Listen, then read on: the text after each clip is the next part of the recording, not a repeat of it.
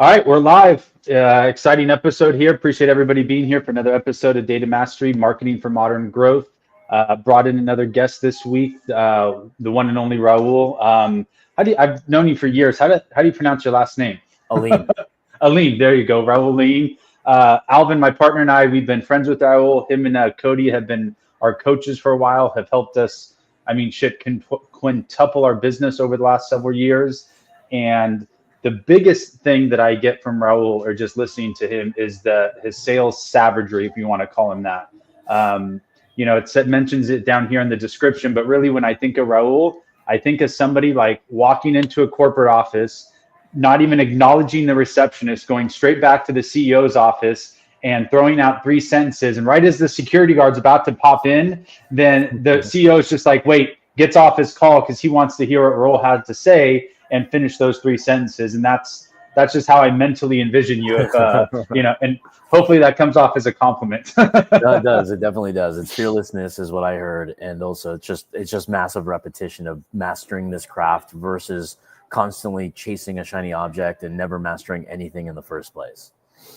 Yeah, exactly. So what we want to focus on today is just the sales process. Rahul has some notes, a lot of good stuff, and then really, if we could just really focus on the mentality. I know we pre-gamed here for a second.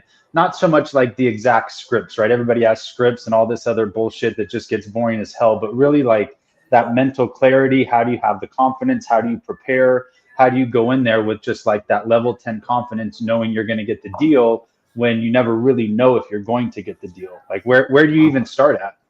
So mentally, I want to start there because that's probably the more important part than anything else we can cover on this right now. So all I simply did was I looked at all the heroes out there, whether it was actors, musicians, and then I'm attracted mostly to athletes. And what I noticed about athletes was that they're fearless when they're the best. They're tenacious when they're the best. But when they're off the field, off the court, they're just normal people that are quiet and reserved. So I'm like, how are they can be two different people at once? So I created an alter ego when it came to business where I called myself in my head Robert, and then Rahul is my day-to-day, my life, my family, whatever, right? But then when Robert shows up to work, he's ready to kill. He's ready to just be mentally tough. Nothing can phase Robert.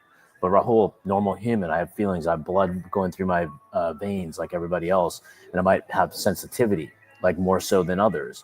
But when I'm at work and this is my craft and I'm supposed to be good at this, I take it very fucking serious where I had to have an alter ego. And that's what helped me a lot. Get out of the mental of my head. Oh, is somebody going to hang up on Rahul? No, they're going to hang up on Robert. Robert's going to make the next call. He's just going to be either learning or winning. There's no losing. It's learning or winning. Someone hangs up, my fault, my responsibility to fix that. If I constantly get hung up on and people hate me, that's my job to pivot. And that's really the most important part is I find a lot of value in creating these alter egos, kind of like Kobe Bryant, big mentor of all of ours in the world. People looked up to him and don't even know who he is as a person. But that Mamba mentality really kind of gave me the business acumen, amongst other things from like growing up with a family full of entrepreneurs. But going back to the mental state, you have to have a product that you fully believe in, that you're committed to, that you know that will work if somebody gave you an opportunity. So you have that conviction. So that word, write it down, conviction in your product. Number two is prepare for your opportunities. That's where luck occurs. If you're prepared and you don't have opportunities, we got to get into rooms where you have them. If you're not prepared and you have all the opportunities in front of your face, you're probably going to burn them down. So people get lucky when they're more prepared. I have a quote for this right here too. And these are my mental triggers that I say and read every single day, literally forever. As soon as I heard these three, it's just been my go-tos that really energize me every day. One is by Coach Nick Saban. Practice until you can't get it wrong. And that's where I deal with luck. If I practice until I can't get it wrong, I'm going to be the luckiest motherfucker every day. And then it's a skill set that anybody could be good at. So I wasn't born talking. Nobody was, right? We're babies. We can barely say goo goo gaga. It's a learned behavior. It's a learned pattern, right? So self-belief that we can actually gain this skill set. All the people that you may have looked up to, whether it's Zig Ziglar and all the greats in the past and all the new greats in the future that you may be watching, they all weren't very good. I bet you that. They practice more than you believe in them, than maybe you do.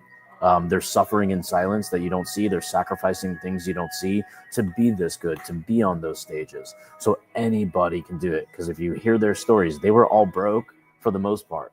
They were all fat for the most part. They all smoked 2 packs of cigarettes for the most part. And look at them now, healthy, skinny, fit, making a lot of money in their craft because they just practice. It's a skill set that anybody can be good at. So the next words to write down is self-belief. And this is the quote by, what's his name? Jim Rohn. Don't wish it were easier, wish you were better. Don't wish That's it a were good one. easier, wish you were better. So you got to look at yourself. That means you're not a victim. You just improve. You don't blame anybody but yourself. That's all you can control is you're the man, the woman in the mirror, or the them in the mirror. That's the competition. So just be better than that person every day. Second is you have to have a sense of urgency on how fast you want to win. Experience does have a factor in it, like that's length of time in most people's minds, but you can be highly experienced in 3 months should you want to. If you want to compete with the rest of them, you don't need 21 years like me, because if I keep going, I've been in business 21 years, you're never catching up to my length of time if you haven't done it 21 years. That's just how time works. But if you want to have better experience than someone like me or someone like Jason or the next person that you're looking at, do more in less time. And then you all of a Just sudden are really good. fail faster, right? That's what I like to tell people. It's Yep. like your most successful people aren't like, it's not that they never fail. They just learn how to expedite that failing process. And you don't want to be the biggest failure, but if you're the fastest failure, you're going to get to that end result a lot quicker. Yeah, you're going to get those reps. You're going to learn so much more. The success is faster. It's more frequent. That's so important. And then have a sense of urgency to win, and that you have to become obsessed with what you do. You have to fall in love with it. You have to breathe it. You have the way I look at it is when your best friends no longer want to have a conversation with you because you're talking about work like for 5 years in a row. They're like, "Fuck, this guy keeps talking about the same thing." That's when you know you're overly obsessed, and that's when you have to control your audience, right? And when I'm out socially, I'm waiting for somebody to say, "How was your day?" So I can say, "Oh, my day was great. Build these AI bots, did a marketing." Yeah, I was gonna say, let me tell you about this new voice AI bot. I'm sitting at my kids' lacrosse game, and they're like, "Oh, what's new with you?" Dude, voice AI bots, you know? Mm-hmm. Exactly. It gets you an opportunity to express yourself. It tells them what you do, but they may be interested, and it could be an opportunity even amongst your friends, but also amongst their audience, and you can tap into their Rolodex and their phone book of their audience. That's why it's very strategic to not bore them. And it comes with this quote. So I said the last bullet I said was sense of urgency to win, where you have to become obsessed. And this is what my attention goes to. Winners do it now. And when I see that quote, I have a big poster of me and my dad with that quote because he would say that to me as a kid every day. Winners do it now, kid. Winners do it now, kid. Every day. So it got engraved in here. And that's what I live by is like, if winners do it now, what does the rest of the world do? So I'm like, all right, well, I don't want to be the rest of the world. I got to do it now if it's important to me, because time is not going to be on my side. Every breath I take, every moment that slips by, every complaint that I make is my responsibility. And every day that goes by, or week, month, whatever, I'm closer to dying, right? I don't want to die insignificant. I want to be significant, right? I want to be remembered by more people from impact or what I do. And that's very important to me, that I do have that sense of urgency every day. Now let's go into the fun stuff.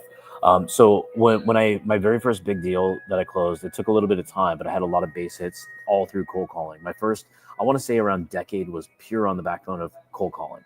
And I'm still in business, right? Because I cracked the code in my own version, in my own head, of what kept me fighting another day. The wins kept me fighting, the bigger wins kept me growing, et cetera, et cetera. But the first thing I had to do is, this is what I suggest. If pick a niche that you really like, doesn't matter what it is, or something you had experience in. So I used to work at a company called realtor.com. So I didn't know what it was when I applied. I thought it was, because the corporate name was called Home Store at the time. I just showed up to an interview thinking we're selling furniture on the internet. And because it was early stage, 2002, 2003 era. And internet was still kind of like catching on and all that kind of stuff. The .com boom, I was fairly young at the time. So I was still like a wild, stupid kid that didn't really have goals. I had goals of playing sports, which were dying goals. I was just getting too old for it. Anyway, so I picked the industry by nature of experience. Other people pick industries based off of their passion, of what they like to do and what they want to monetize. I solely picked mine because of experience. So I came from realtor.com, worked there for 2 years, approximately a little under 2 years.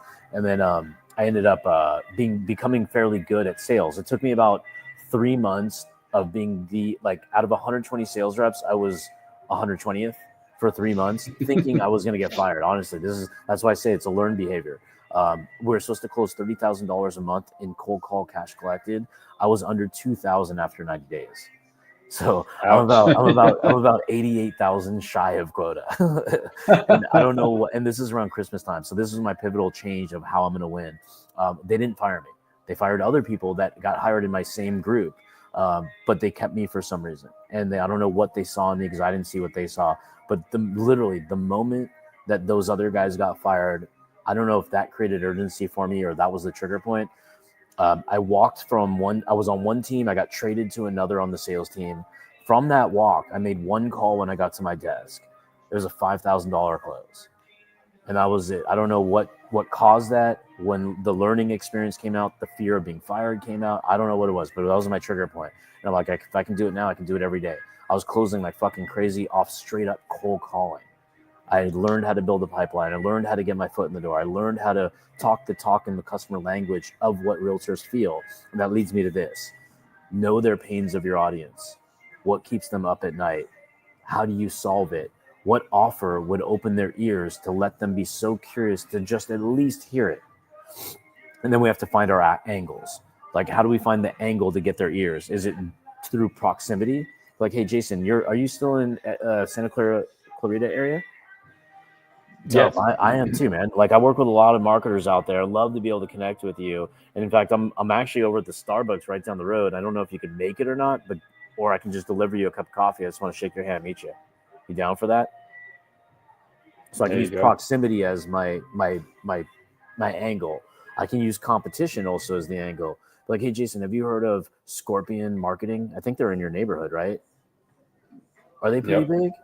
Yeah, so I just got out of a meeting with them and we're thinking about implementing some AI stuff. And I figured this might be interesting to you as well. Do you mind if I just shoot you over either a 3-line email or a text message and just check it out? It's basically AI for data companies like yourselves. And I think there's only upside. I'm not sure. You tell me. Nice. Right? Or I can pick an industry. Like, I used to work at realtor.com, and when we were there, our CEO was so good and he taught me a few lessons. Do you mind if I kind of walk you through the marketing system online that the real estate rainmakers are implementing? So I can use industry, and then I can use an asset. Saying, hey, I built all of these. I built 100 social media graphics for your industry, and I've been giving them away for free before I start charging. And I really want people to get better at social media. So in order to earn your attention, do you mind if I just give you 100? And if you love them, you just go ahead and use them. And I'll show you how to put your logo on them so they look branded. Would that be cool? Awesome. Now I'll send them over to you, but I really wanted to ask you is like, can I run some ideas by you where I could really increase your revenue with a minimal investment? Would you be against that on how I can show you how to make some money? And if you want to work with me, I can walk you through that. If you don't, maybe somebody in your staff can take over. There you go. Everything's all what's in it for them. The outcome we have to know. So I have to know their pains. I have to find my angle. But the outcome, what do I want out of this? Do I want to give them so much value to earn a phone call or a meeting? Do I want to do what I call a hot dog offer? Like Costco sells $1.50 hot dogs. That gets me in Costco, literally. Like you never leave without spending $1,000. Yeah. But the funny thing is, I don't eat hot dogs anymore because I'm trying to be a little bit healthier. But every time I think of Costco, I'm like, I want that fucking hot dog. So I go. And I'm like, I know I'm not going to order it, but maybe I will. Because I'm like, maybe I'll just eat half so I get half the calories or whatever. But then I literally am going there sometimes where I don't have an agenda. I don't have a need or a want. But I'm like, fuck it. Let me just look at the menu and see what happens. And I'm weird like that. So I know what you guys might be thinking, but that's just me. But then what ended up happening last time is I ended up buying a ladder, an 18-foot ladder. I've never, ever painted. I've never gone on my roof. I don't know why I bought the ladder. It got me impulse. But think about this. The outcome was, or the what got me was a cold offer in a hot dog, right? It's advertised. I see them on TikTok, etc. But that's their offer and it works.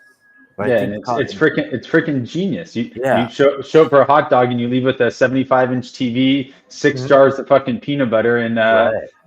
more meat than you can possibly eat for the next 30 days. 100%. Yeah. And we've all wasted a lot of stuff at Costco, a lot of money and thrown away a lot of stuff. But knowing the outcome, do I want a meeting? Do I want to make a small micro sale? Do I want them to be like we're on a podcast, we're live streaming. Do I want them to be my guest on a podcast to highlight their journey and inspire the world around their successes? So I can have all these different outcomes or angles to get that conversation, that meaningful intimacy with that person. For example, I've reached out to large marketers that have no reason to take my call with unique angles of highlighting them, expressing their journey, knowing that they can inspire the world and they don't know they're already doing it. So there's different angles that we can use. Now, next up, so we talked about their pains and with how you solve it, what's your offer for them, finding your angle, and what your outcome is going to be. Now I want to go into the avatars. Who are we going after? Because that kind of dictates a little bit of our angles. Like, are we going after large public and private companies? Are we going after an industry type, like I mentioned, real estate for me when I started? Or is it local businesses with proximity? So we have to understand, who do we want to help, because we can't help it all. And when we know who we can help, we have to understand their financial ability to spend and their intuition and innovation to want to be forward thinkers, right? So if we're doing like, let's say furniture restoration, and they have a one-man shop and the owner's 75, you might have a really hard time selling them marketing or AI because they don't even know or where they or bought their or domain. yeah, or Yeah, anything. yeah, yeah. So it just depends on how you select. They have to have the ability, the capability, and the belief system in what you do, and which is very important to me, because I don't want to pitch somebody something they can't afford but they want. What's the point if they're not willing to get financing solutions? It's just up in smoke. It's just a waste of a conversation. Wrong avatar with the right offer, right? And then the easiest way to leverage your quote unquote cold calling, I call it now warm introductions of what you do and how you can help. So get rid of the psychology of, oh, I got to pick up this phone and it weighs 1,000,000 pounds today because I don't want to do it. Just introduce yourself and just psych your mind out and turn it into a video game. Like, just say, I'm not, like, what if you have such a good service that if you did not call them, they go out of business because your lazy ass didn't pick up the fucking phone? What about Yeah. that? What can you psych yourself out that way? That's your obligation to keep these guys in business. And if they deny it, then we just get better at our angles. And when we're good at Yeah. our angles, we have better opportunities or more opportunities. I used to try to have that mentality years ago when I was in the mortgage business, where it's like, I need them to work with me, because if they go work with somebody else, they're going to get screwed. They're going to pay more points. They're not going to get the best loan for them. Like, I'm doing them a service by calling and introducing myself and having them work with me, because I know I have their best interest in mind. And yeah, that's a really good angle that I think a lot of people never even think of. Like, what if they don't work with you? They're going to go work with some other shiesty son of a bitch, your competitors, that are going to, rip them off, not deliver the same good service. And it's a really good mentality to have. Yeah, totally. And I'm going to give you a cheat code for getting the first leverage of clients. Do you know? Does anybody know what this is? You can drop it in the comment. Like, what I'm holding. What's this device called? Right. Exactly. When you open it, there's a tab with the phone book. That phone book is your life's work of all the people you've established relationships with. You went to elementary through college or whatever age you're at. If you didn't go to college, you played sports. You have a big Rolodex of people who are very successful that can presumably support you, champion you, do business with you, refer you, introduce you, be your client, write reviews for you, do podcasts with you. So there's a lot of leverage right here that you can actually make a living out of just the phone book, should you have enough contacts or the belief system that people do business with friends and family. And that is a good thing. And they trust you the most. They don't need discounts because they want to support you. They will openly refer you because they like you and respect you already. So the trust is already built in. So that's one cool thing, is the phone book, the contacts list that you've built, your social media connections. And on LinkedIn, it tells you, how easy is this? If Jason knows somebody that he's a first connection with, I can publicly see that. Not even connected with. And if I see and I say, Jason, I saw that you knew Alvin. How do you guys? Are you guys fairly close? Because I wanted to run something by Alvin, but it seems like you might have a better relationship. Would you be open to doing an introduction? Right. So now I can leverage the shit out of that, and then now I have a cold approach via a warm angle. So why not? Yeah. Why make it harder when I can make it easier just by doing some simple thinking and strategy before I actually get to work? Because then you can just make a living on just that alone. If you do that for the next year, you'll probably come back and watch this podcast. If you take that advice, you'll be rich. Guarantee that. If you do this 10 hours a day for 1 year, it'll probably set up the rest of your life. But not many people are willing to do that because they'll say they'll do it, but they won't. It literally will take 10 to 20 hours per day for 1 year that normal people will do in 2 to 3 years. But it takes a level of sacrifice and commitment, which not everybody needs to do. And that's totally okay. Teach their own.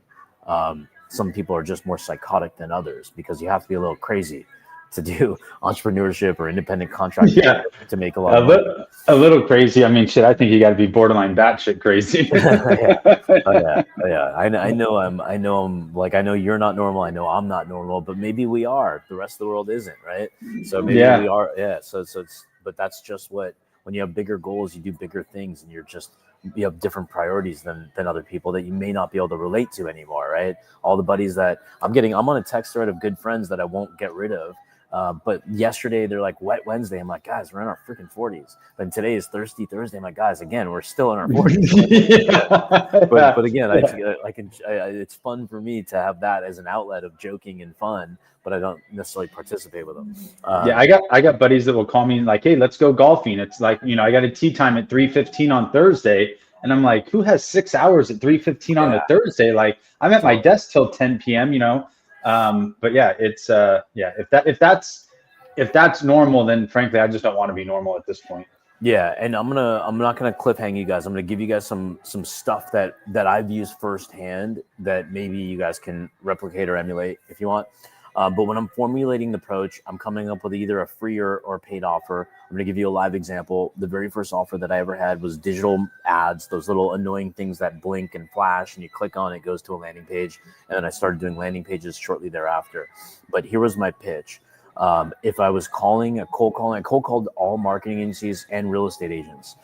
Real estate agents only because I knew the business so well, and I wanted to leverage my experience and my history of working for the .com site, which was backed by NAR, National Association of Realtors. So I can use that as my angle in that I was a former employee. And I have a system that'll work for you that the big boys won't tell you. So I had some sort of curiosity behind it. But anyways, I'm not going to use that because that was my unique angle, may not work for everybody, but then I'll use it without having any history or name brand behind me. So if I was calling you, I'd be like, hey, Jason, it's just Rahul over at Custom Creatives. Yeah, I saw that you guys do a lot of paid ads and display. Is that right? Okay, yeah. Cool. Like, so we haven't met each other yet. I'd love to either Zoom or in person. I'm going to be in San Francisco area, probably in another couple of weeks for an event and a conference. But anyways, the reason I'm calling you is when it comes to designing those ads, I noticed that a lot of agencies are outsourcing it to vendors. Could I just do one for you for free? And if I blow your mind away on how good and fast it was based on the quality we do and higher click rate on ratio that your client satisfaction's up, could I earn your business? I'll do it totally for free. Yeah. Cool. So now I got my foot in the door. Now I don't necessarily have to give it to you for free. That's my way of getting you to say yes. Now I feel like I've qualified you, that I'm in the door, that you're open-minded. The next step is like, awesome. I just have a 6 bullet point checklist on how I do things, which I'm going to email you. I'm not going to cover that with you. It's just a small PDF. You can print it, put it on everybody's desk once we become partners, if you will, as your premium vendor. But I wanted to ask, how much volume do you typically do every single month on banner ads that went through your clients?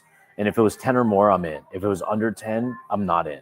So then I would just have to get off the phone and backpedal my offer and be like, look, we're looking for people who do a little bit more volume, around 10 or more. Happy to do the free one, but it won't be anytime quick just because I'm prioritizing this because we're ramping up our ad division.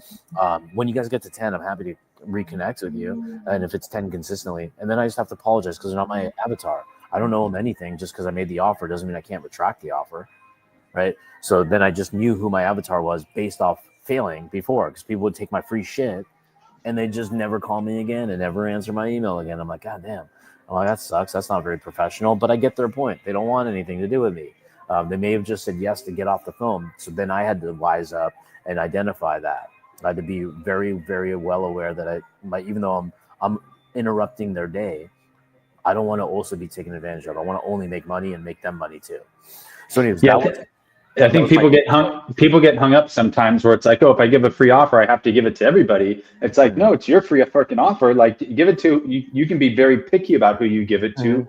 I like that. Yeah, qualify before you give them the free offer. And a lot of the times too, you'll have, like in your case, somebody be like, oh, I'm only doing 5. Oh, well, sorry, I'm looking for people more than 10. Oh, we're about to ramp up to 10, and now you get them thinking. And especially once you get that yes out of that person, that first yes, it's a lot easier to get the second, third, fourth yes. And once they get in that mentality of saying yes to you. Yeah, because I mean, we got lucky because we ranked pretty decent on Google, and we ran some ads back in the days, or back. We still do a lot more now, but for the banner side of things, when we're making money, we started throwing ads out there, and we got in front of like Major League Baseball, National Hockey Association, the LA Galaxy. And these were great opportunities. We didn't win those ones that I just mentioned, so that kind of sucked. But I was like kind of happy if there is any sort of silver lining. We were in the game. We got a swing at the bat. We just didn't win it. But then the other side is maybe because I love sports. That's why I was kind of like a little bit more emotionally distraught of not getting those. But then we had Geico. Then we had Advertise.com. Then we had CBS, Montblanc, Verizon. They were not that we were their premium vendor, and we're working with the head honchos. We were working with divisions that had their own autonomy to use whoever they wanted, and we got in the game because they were able to find us. We were able to control the conversation, and then we did our foot in the door offer. Let's do it for free. If they're going to be ordering hundreds of thousands of dollars worth of banner ads, I mean, heck yeah, let's just give it. Let's wipe the competition out, because what is it? Zig and Zag. They're zigging, we're zagging. They're doing the long 30,000-page RFPs. I hate that RFP bullshit, request for proposal. I'm not doing a single one of those ever because they take so freaking long to do it, and you're still not winning. For the most part. Send me an SOW, a service of work or whatever, scope of work. It's just like, oh, brother. That's just basically a nice way of saying no and get out of here. Yeah, well, we charge people for doing their scope of works now. Like we charge anywhere from $2,500 to $5,000, sometimes $10,000, depending on what it is they want from us as our. But those people have the money. But going back to this, like the way I'd leverage these cold calls and cold outreaches was give them the value upfront free when they wanted to continue the conversation, qualify that they're the right avatar. Once I knew they were the right avatar, I would then explain to them what the future would look like when working with us. Saying, let me just explain how this works. We charge $250 per unit. Then, so anytime what you'll want to do once you like us, I just want to prepare us for the next steps because I'm pretty confident we may have one. It's $250 a unit. All we do is have an on-file credit card. We'll give you an intake form. So when somebody sells this type of service that requires our fulfillment, it'll be speed where we can deliver it via a form, and that's it. We take care of the rest. We'll deliver it to you within 24 to 48 hours, and we'll do unlimited revisions until you're happy, the client's happy. Is that cool? Yes. So now I just got price out of the way. And I said, if you make an order, you can put in the description of the payment the order number, so it associates back to your billables for your clients, and it'll be on the receipt that I send you. So if you send me 10 orders, we'll just charge you 250 times 10. Does the math make sense? Cool. Well, first things first, let me get to work. We have a little bit to do, and then I want to impress the socks out of you. Just tell me if you love it, or if you don't love it, I might ask for a second swing of the bat. Okay. Nice. Yeah. And that's how all the cold calls went. Monday, cold call. Tuesday, cold call. What would Wednesday be, Jason? Cold call. There you go. Happy days, baby. Have ear to ear, smiling, because I'm not just dialing for dollars. I'm dialing for my future. I want to prove to myself I can do it. I want to prove to my family that I quit a high-paying fucking job when I sucked at first, then started to get good, then I started to be elite, and I just, right at my Michael Jordan moment, meaning my peak, I just fucking leave out of nowhere where I didn't even, I'm forgotten at the company because I peaked, but I never was consistent. I was starting to grow, right? So I was starting to get into the top 10 over 120. Then I was in the top 5 for a little while. And then I just said, all right, I'm leaving, even though I still needed 2 or 3 more years, right? So I had my own self-generated chip on my shoulder. I cannot fail, because if I do, they're going to say, you shouldn't have left that fucking job. Then they're going to be right? And forget that. And don't mind you, I have a very good support system. This is not me saying poor me or anything. I'm not a victim of anything. This was all purely my self-motivation, where I'm like, I can't go with my tail between my legs. So that's going to fuel the fuck out of me to do this faster. I have a little bit more to go. There's something called X factors that I personally look for within myself. And there's X factors I look for if I'm ever going to hire somebody else. Those X factors are, can you deal with rejection and be okay with it consistently? Because you're gonna get kicked in the teeth every day, but you're still gonna win every day. So can you deal with rejection on a daily basis? You're gonna get a lot of no's. Thick skin is what they call it. Your mentality is there's no winners and losers. You're either learning or winning, and you're going to be doing both at the exact same time. So you have to have that mentality, that future-paced mentality of like, I'm always going to be looking at abundance, not negativity, because this is my skill. This is what's going to be my outlet to my future. My words, my persuasion, my presentations make an earning a living that neurosurgeons cannot make. We will be crushing fucking neurosurgeons' income if we're doing this right. We have to learn how to pivot very quickly. If something's not working very well, we have to know how to make those angles and those changes. That's another thing. And then we have to have fun today, because the shit's like, as serious as that may be, I'm like pushing people off their chair, hiding their coffee from them. So we have to be witty, and we have to have a little bit of humor, because we have to self-entertain sometimes when we're kind of behind a computer calling all day with 4 or 5, 6 hours phone time every single day. We have to enjoy what we do, and humor and being witty and having fun in the conversations with people is very important. So I studied jokes. I would come up with funny analogies just to be prepared to lighten the mood, but then also keep it somewhat professional so it stays in conversation. Because if I start talking about, like, let's say, who's your favorite basketball team, Jason? Let's go with the Lakers. Okay, Lakers. If I start making the conversation all about the Lakers, I've already lost the prospect. I'm talking about a subject matter that we both love. We're going to forget why we're here in the first place. So that's why I like to use humor instead of just necessarily common ground of sports, unless I'm telling an analogy like I did in this about Mamba and Mamba mentality, right? So I try to steer the conversation to have fun, but also stay in the lane of the outcome I'm looking for. And then this is the biggest X factor that people have, but hard to get out of them, or at least they might be hiding it a little bit, is hunger and drive. Hunger and drive. I mean, you're like somebody who's just going to keep going and going and going and going and going. I'd bet on that person way more. For sure. Because you can't teach that, because a lot of people are built lazy. It's natural procrastination, and that's just the way it is. Now, the study session here, and we can pause. I'll stop talking. I just, for the sake of time, I'm seeing. I know we had 30 minutes and already. No, I mean it's 30 minutes ish. There's no right or wrong or no exact time. Okay, cool. So this is what helped me a lot. I studied offers that were cold, and those offers were like direct mail. What would trigger me to do something? In fact, I have a piece of direct mail that I carried with me. I liked it so much because I do still enjoy the art and science of people's cold approach. So there's something called junk mail and there's something called opportunity. I don't look at it as junk mail. I look at that as a potential lead sometimes. And this is one of them. I don't know if they have these with you, the Stan Burger.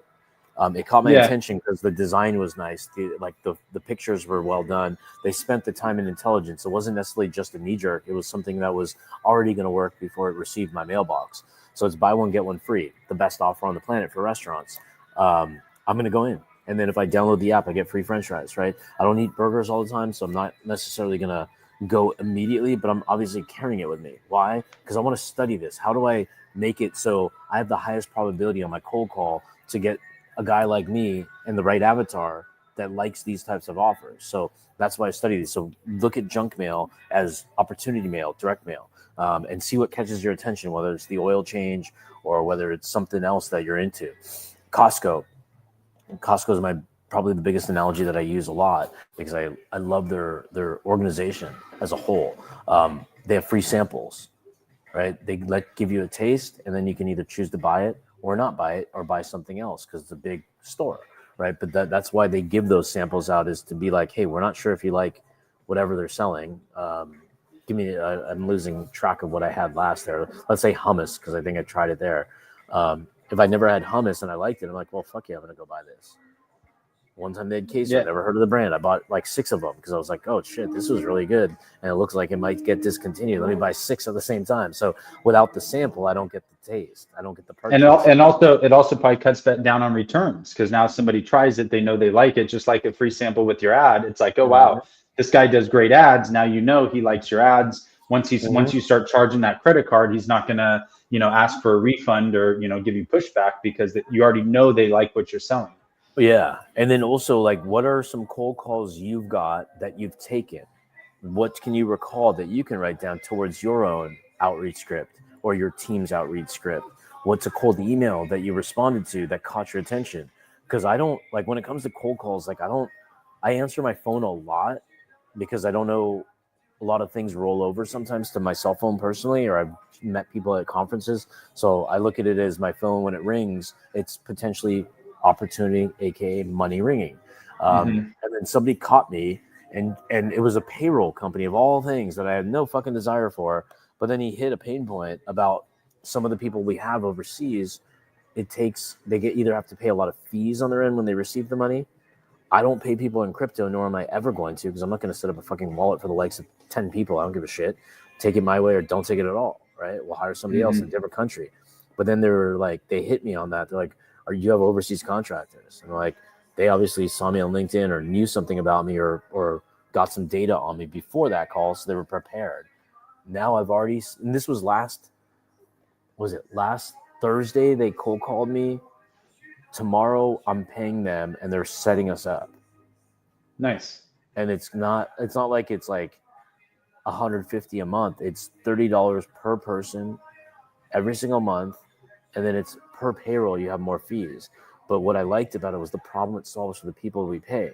When I pay them with cold hard United States currency, they get to take it out in any format they want. They can keep it in their wallet. They can spend it on a debit card in their wallet if they want to. They can transfer it to USDT. They can put it into Solana or any Ethereum or whatever crypto they're into, but teach their own. But now it gives them a different variety of options to how they want to extract their income. But that was off a cold call. So there's so much power in the cold approach: door knocking, cold calling, going to a networking event locally in your neighborhood or a meetup, or the local Starbucks even. I was telling, I don't know if I did this on a Facebook Live or just randomly in person, about how I use Starbucks. I joke around, like, technically this coffee cost me $3.45, but I look at it as Starbucks actually pays me, because I've made so much money talking to strangers there. And the older, the better, because the old people have the wisdom, even though they may not be able to transact with me, but they know the younger people, like their grandchildren or their children or somebody who owns something, because in the neighborhood we live in, it's fairly it's fairly wealthy if you're retired there. You can't retire in this community unless you have a lot of cash stacked up. So I know I'm already going to be in the right room with the wealthy, but they have the wisdom. They've already made the mistakes I don't know to make yet, so they can help me avoid those landmines. But the last cold approach I did, it was an older gentleman. It was probably early in the morning, and then we just kind of barely made eye contact. And then I just decided to not be boring and just stare at my phone like every other idiot does. And you're looking at TikToks you shouldn't be looking at. So I just said, "You look like a man I should know." And he's like, "Yeah, why is that?" I'm like, "I'm Rahul. What's your name?" He's like, "Bernie." I'm like, "Oh, hope you had a good weekend, Bernie." And then he got the joke, because the movie Weekend at Bernie's. Yeah. And that turned into like 8 minutes of conversation that I would ordinarily been one of those hermits with my neck cracked into my fucking phone, definitely not doing any productivity, I'll tell you that. Instead, I replaced it with a human conversation that now I feel like if we see each other again, we're never forgetting each other. Right. And now the next conversation can turn into, what did you do when you weren't retired? Oh, that's interesting. I'm actually trying to get introductions in that industry. Maybe there might be an opportunity, but let me tell you what I do first. Right. So cold approach, turn it into a network opportunity, but still have some fun and humor in real life, so you have some sanity and also enjoy what you do. Yeah, even if it doesn't go anywhere, it's still just good practice. Still just practicing your communication skills, breaking down that barrier, building that relationship and some rapport. It's I think that's a great approach. Because why would I not practice on somebody that I don't know if there's an opportunity with? So I get a free practice, right? Like kind of like Steph Curry gets to shoot half court shots. He's probably going to shoot maybe 5 or 10,000 this week that you or I or the public will never see. But the only one we're going to see is the 2 he'll shoot in the game. That's how prepared this man is. That's why you have all this opportunity to rehearse, to practice. You have so many swings at the bat, and you just got to get a little bit better every single day. That's it. Not a lot better, just a little bit. It goes back to that, what was it, the Nick Saban quote where it's like practice so much it's impossible to fail, right? Yeah, practice until you can't get it wrong. Until you can't get it wrong. I got the gist of it. Yeah. No, I mean, you can make your own permutation of it. Exactly. As long as it sticks. Practice until you can't get it wrong. Don't wish it were easier, wish you were better. Winners do it now. Those are the only 3 real quotes that I read and say out loud every fucking day, because it just energizes my day. It makes me have fun in the day. It makes me motivated today. It makes me want to have my own version of the win column of the day. Like in basketball and all the games that you're watching right now, there's winners and brackets, right? They're going to go to playoffs. There's losses, draws, and wins. Like when I do a good day, I've already put a win on my column. If I do something where I know I had more energy to give and I just didn't do it anyways, I'll put a loss in the column. Right. So I just got to make sure I'm self-aware of how I can self-motivate, because the only one that cares about my success is me right now. Right. Because everybody else around me, my parents, they'll pass away at some point. They're not going to be able to help me. Right. And then other people around me, they're not as intimately like caring about my success. I would care about me more than anybody in the world. So, and you should about you. Right. So you get to, and that's not a selfish thing. It's not at all. Because you being successful, then you can pass that success, that knowledge. Like it's, you gotta, like they say as parents, like, you're not working out, taking a few minutes to go work out or go do something for yourself doesn't mean you're taking time away for your kids. It makes you a better person and you a better parent. And I know that's one of the things, like, I don't work out as much as I should, but like I'll go hit the sauna a couple times a week, disconnect and go take my dog for a walk or something. And then, when I was years ago, I used to feel bad, like, oh my God, if I'm not working, I need to be spending every waking second with my kid. But it's just like, no, you got to break away, and it's you got to break away and do stuff for yourself, and all kind of ties back to the same point. Yeah, and there's 3 things that I bullet pointed on my notes for today, and I can take a picture and send it or transcribe it into a Google Doc. I'm a big pen to paper guy just because it ends up sticking here, and I just think better when I'm writing. I write all my scripts on paper. Then once I prove that they work, then I share them amongst other people. But value-based approaches, there's aggressive approaches, and there's fear approaches. There's others, but these are the 3 that I've used most common. Value was like my banner example. Let me just give it to you for free and see. So you'll get a bunch more clicks. And then what I want in return is an opportunity to earn your business if you do 10 or more, because it makes $2,500 a month at minimum for our company. So that's kind of where our avatar, our threshold was. Then there's going to be a very aggressive approach where I'm just going in guns blazing. Like, look, if you guys don't implement AI, there's going to be a lot of like a lot of competition. You're never going to differentiate. Can I just show you the demo? I just want to go with urgency and just kind of shove it down their throats, if you will. But I have to really rehearse this so it doesn't come off as me shoving it down. But I want to kind of bum rush the call a little bit. Then there's going to be fear-based approaches. Be like, look, I don't know if you meant to do this or not, but I was just kind of scrolling through the area on Google and I saw that you have a 2.1. Is that something you intended to do, or you just don't want anybody to go in? Because that could be solved. But that doesn't look very good because it's 5 out of 5, not 2 out of 2, right? So I can use kind of a fear tactic that they're basically saying, hey, you're doing good if you don't want nobody to come there. Yeah, congratulations, you won. And some people don't know that. They have that negative review, right? But then the court of public opinion sometimes matters. And if not, all that really matters, right?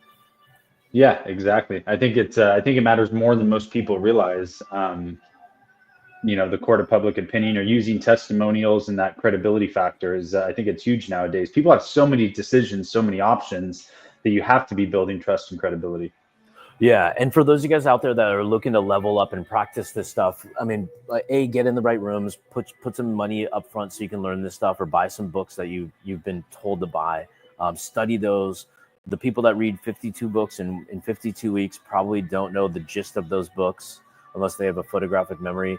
I'd rather have like 2 or 3 really good sales books from really good people and just master those for the next 2 years, 3 years, 4 years, and go cover to cover if you like them. So just master something versus just try to tell someone you read a book, because who gives a fuck if you don't retain the knowledge, because that's where repetition becomes the mother of success. That's kind of one of my biggest advices is just be in the right rooms, be around the right environment that people uplift, and that rising tide lift all boats type thing. But you need a role play partner. You gotta get a role play partner, and you gotta commit to it. Not, oh, I'm tired on Wednesday. Can we do it at reschedule? No, you're creating a pattern and a habit of delay and procrastination that does not serve you. If somebody does that to you and they do it more than once, Fire them as your role play partner, even though it's for free. Get somebody else. Annoy your wife, your girlfriend, your loved ones. Like, tell them what you're doing it for. I want to be so good at this, and I need your help, and I want to make a lot of money doing this so I can support our family, so we can do finer things in life. But I need your help. If I can role play and tell me in a positive manner what you hated and what you liked about my conversation, so I can pivot it until I get it perfect, or as perfect as I can be, and then I can freestyle. Kind of like that rapper Harry Mack. You give him 3 or 5 words, and he'll do like a 3 or 4 minute rap song, and it's dope as hell. That's what we want to be. That's where we need to be, where this is so naturalized, where I don't care who I'm talking, I don't care what it is, I'm already prepared. Like, I don't care if you ask me to go sell electric boats on a local lake, or if you're going to tell me to sell very comprehensive drones that sells to different countries. My framework and my approach, I can instantly come up with within a day in a complex scenario where I don't know it very well, and then I can role play it either to myself, or I can role play it to somebody who I work for that's really good at this, and I can extract that information to go immediately do cold approaches or go to events and really be memorable, so we do business after that event. Wow, what I think people might have to listen to this one twice. A lot of great information. It's everything I expected out of you. To be frank, I really appreciate your time. I know you're a busy guy. Everybody can see he's down in San Diego, or not that they can see, but he's in a hotel lobby in San Diego. Still carved out a few minutes or 45 minutes for us here in between. Probably multiple calls, closing deals, and all kinds of fun stuff. I know Cody's back there somewhere. I saw Cody walk by in the background. He's on the phone right in front of me. Yeah. Well, perfect. Yeah, on the phone, closing deals too. That's what we love about you guys. And yes, and if anybody is looking for some good coaching or want some good feedback, what's your website, or DM you on Facebook? What's the easiest way to get a hold of you? You can Facebook me on DM me on Facebook. That's perfectly fine. The website, if you want to check it out, joingsd.com. The more valuable thing, I think you guys will get more value on just going to a boring website, is if you go to joingsd.com/group. It'll take you to our Facebook group. If you're a member already, go hit the videos or files and the guides. There's so much content, so much training in there, so many customer journeys and stories. And if you're not a member, just it'll ask you a few questions, fill those suckers in, and then once you're in, we give away a free course on marketing, offers, and sales just as a thank you. But then we're live every single day. Like, I'm sorry, not live in that group every single day. We're live every single week, twice a week inside that group, doing live streams on topics that move the needle forward, from marketing, sales, outreach, product offerings, how to find the angle, what's a good foot in the door offer to either do cold or advertisements, just so you maximize your energy, effort, and results. Yeah, Alvin and I have been part of the group for, 5 years now, and I still I don't make it to everyone, admittedly, but I still try to make it to it, because and one of the things that stands out is, like, you're neck deep in the trenches. So you're not coming into these groups with, like, hey, I read this book written in 1972, and you just recite something. It's like, hey, I was on the phone the other day. Here's how I felt on my face. Here's how I pivoted and still got the sale. Like, it's all just like real world practical knowledge that somebody can literally, spend an hour with you on that Zoom call, or 30 minutes, however long it lasts, and then go put it right to use with, good ideas, good action initiatives, that type of stuff. Like I said, you've helped Alvin and I literally think quintuple our business, give or take, and we still continue to find value in it on a weekly basis. Our business development person, our sales guy, Jason, was ironically named Jason. Yeah, I saw he was in the I saw the live recording. I didn't even realize he was jumping in there, but I saw him on the call today. So yeah, highly recommend it for anybody looking for some extra, kick in the ass to get shit done. And let's sign off. We'll have to have you back in another month or two. I think you and I can probably sit here and talk about this all day long. We geek out over this stuff, but yeah, really one day we'll have to do a live cold calling so people can hear it, feel it, see it, and understand it when we pivot in real time in action. Yeah, that's another thing that I like about the calls. It's just like, here, I'm going to go find somebody in my phone, and then boom, and you're just like jumping on the phone calling somebody, and it's just like, nobody does that shit. I know. There's something called theory and there's something called actual results. And that's why I was so against college, not to shit on college. If you guys like education, more power to you. But I just said, like, that bow tie that's teaching me on a fucking stage, in front of 30 or 40 people, chemistry. Why the fuck am I learning chemistry or philosophy or this bullshit? They never been there, done that. That's why that's why like when I teach stuff, I not only present it, but I do it in front of your faces. Just because what's the point? Like, how can I be it? Yeah. Well, then you literally feel like you have no excuse. Like if this guy can pick up the phone and randomly call somebody and get a freaking sale just out of the blue, like if I'm going to prepare, spend a few minutes and be strategic and tactical about it, like it almost just helps give your students confidence, because then it's like, well, you can't really say no, or it kind of cuts the excuses out of the equation. Well, one of the fun cold calls that I did in recent days was one of the members needed help closing a deal, and I said, no problem, just set up the invite, don't need anything, just make sure that person shows up. And then right before we hop on the Zoom and the guys in the waiting room said, don't let him in just yet. I'm like, what are we offering him? And what's the minimum price and what's the maximum price that you think in your mind we are using on this call? We ended up closing the deal. That's how unprepared I intentionally wanted to be, just so I can not impress somebody or be arrogant and stupid and be unprepared. I trust in my framework, and what he sells is something we already taught them to do. So those are some of the cool things that when people get to experience it and hear it and it's recorded, they just can now transcribe it, study it like fucking crazy over and over and over again, and then be empowered to repeat it and have similar success.